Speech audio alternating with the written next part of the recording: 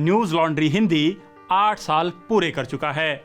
इन 8 सालों में हमने उन कहानियों को सामने रखा जिन्हें देश का मेन स्ट्रीम मीडिया अक्सर नजरअंदाज करता है।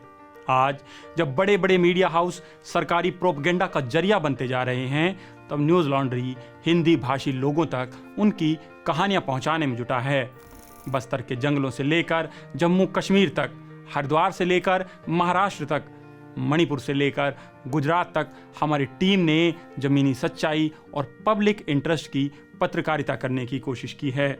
आज 8 साल के मौके पर हम पीछे मुड़कर देखते हैं तो पाते हैं कि ये 8 साल संतुष्टि और सुकून के साल रहे।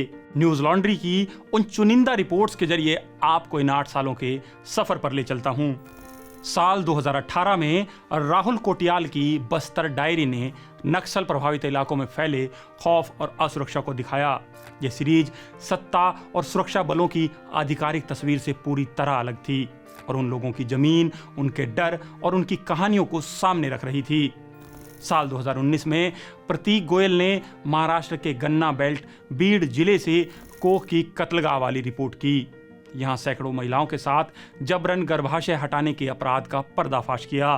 यह ऐसा अपराध था जो सबकी आंखों के सामने चल रहा था। साल 2020-21 में जब देश भर में कोरोना का खौफ था, तब हमारे रिपोर्टर बसंत कुमार और आयुष तिवारी ने अयोध्या में हुए जमीन घोटाले से लेकर पतंजलि के कोरोना भगाने वाले दावों की पड़ताल की।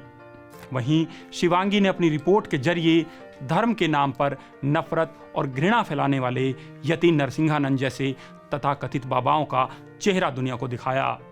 जब मीडिया ताली और थाली बजाकर कोरोना भगा रहा था, सरकार से सवाल पूछने की बजाय एक तबके को ही कोरोना महामारी के लिए विलन बना रहा था, तब हमारे रिपोर्टर जान जोखिम में डालकर आपके लिए सच सामने ला रहे थे। साल 2022 और 23 में अवलोक लांगर की डॉक्यूमेंट्री ने तथाकथित गोरक्षक मोनू मानेसर की गतिविधियों और गोरक्षक नेटवर्क की हिंसक गतिविधियों को उजागर किया। वहीं अनमोल प्रीतम की रिपोर्ट्स ने दिखाया कि कैसे उत्तराखंड में हिंदुत्ववादी ताकतें खुद ही लव जिहाद का फर्जीवाड़ा फैलाती हैं और बाद में उसी के सहारे हिंसा को अंजाम देती हैं। पिछले 2 सालों में न्यूज लॉन्ड्री हिंदी की रिपोर्टिंग ने सत्ता के गठजोड़, पुलिस की मिलीभगत और कॉरपोरेट दबावों को सामने रखा।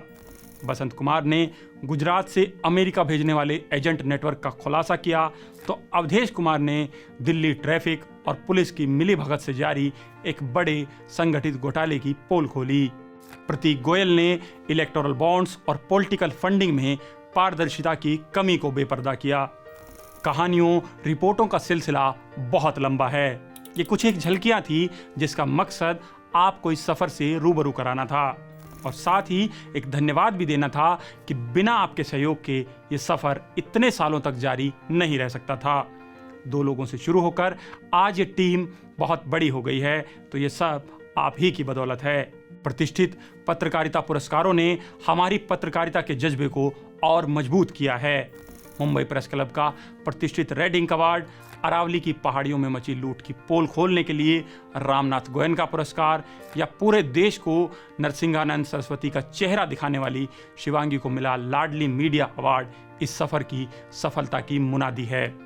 ये सफर आपके समर्थन से शुरू होकर 8 साल पूरे कर चुका है, तो इस मौके पर न्यूज लॉन्ड्री हिंदी सब्सक्रिप्शन पर कई सारे छूट और गिफ्ट लेकर आया है। हमें आगे भी आपसे समर्थन और मदद की उम्मीद बनी रहेगी। मजबूत और स्वतंत्र मीडिया ही मजबूत और स्वतंत्र लोकतंत्र की गारंटी बनेगा। धन्यवाद।